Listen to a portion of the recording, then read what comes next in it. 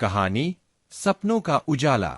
राजस्थान के एक छोटे से गांव में सुमित नाम का लड़का रहता था।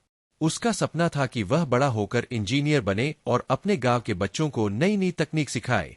लेकिन उसके घर की हालत बहुत खराब थी। पिता मजदूरी करते थे और माँ दूसरों के घरों में काम करती थी। रोज का खर्च चलाना ही मुश्किल होता था, तो पढ़ाई के लिए पैसे कहाँ से आते। सुमित बचपन से ही पढ़ाई में तेज था। गांव के स्कूल के अध्यापक भी उसकी लगन देखकर हैरान रहते। लेकिन किताबें और कॉपियां खरीदने के लिए उसके पास पैसे नहीं थे। वह पुराने कागजों और फटे पुराने कॉपियों के खाली हिस्सों पर लिखकर पढ़ाई करता। गांव वालों की बातें। गांव में लोग मजाक उड़ाते। इतना पढ़कर करेगा क्या, आखिरकार खेत में हल ही चलाना है। लेकिन सुमित की आंखों में एक चमक थी। उसे विश्वास था कि मेहनत एक दिन रंग लाएगी। रातों की मेहनत। दिन में वह खेतों में पिता की मदद करता और रात को लालटेन की हल्की रोशनी में पढ़ाई करता। कई बार तो तेल खत्म हो जाता, तब वह चांदनी रात में भी बैठकर किताबें पढ़ता। उसकी माँ अक्सर कहती, बेटा, इतनी मेहनत से तेरा शरीर टूट जाएगा।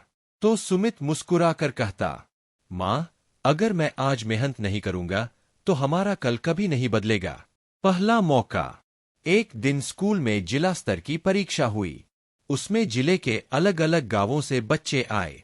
सबके पास अच्छे कपड़े और नई किताबें थीं, लेकिन सुमित साधारण कपड़ों और पुरानी किताबों के साथ गया। परीक्षा में उसने शानदार प्रदर्शन किया और पहला स्थान पाया। जब नतीजे आए तो गांव के लोग दंग रह गए। वही लोग जो उसका मजाक उड़ाते थे, अब उसकी तारीफ कर रहे थे। बड़ा संघर्ष। उस जीत के बाद भी सुमित के सामने मुश्किलें खत्म नहीं हुईं। कॉलेज जाने के लिए पैसे चाहिए थे। पिता ने अपने खेत का एक हिस्सा बेचकर उसका दाखिला कराया। अब जिम्मेदारी और बढ़ गई थी।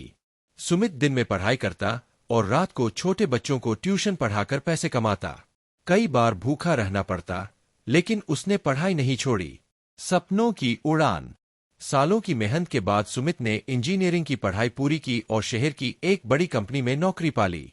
पहली तनख्वाह पाकर उसने सबसे पहले अपने माँ बाप को पैर छूकर कहा, ये सब आपकी दुआओं और मेरी मेहनत का फल है।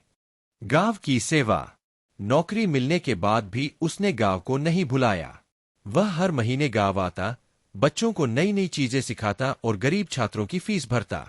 धीरे धीरे गांव में पढ़ाई का माहौल बदल गया। जहां पहले बच्चे पढ़ाई छोड़कर खेतों में काम करते थे, अब वे भी सुमित की तरह सपने देखने लगे। सीख। गरीबी या कठिनाइयां कभी भी इंसान की मंजिल रोक नहीं सकती। मेहनत और धैर्य से असंभव भी संभव हो सकता है। असली सफलता वही है जो दूसरों की जिंदगी में उजाला लेकर आए।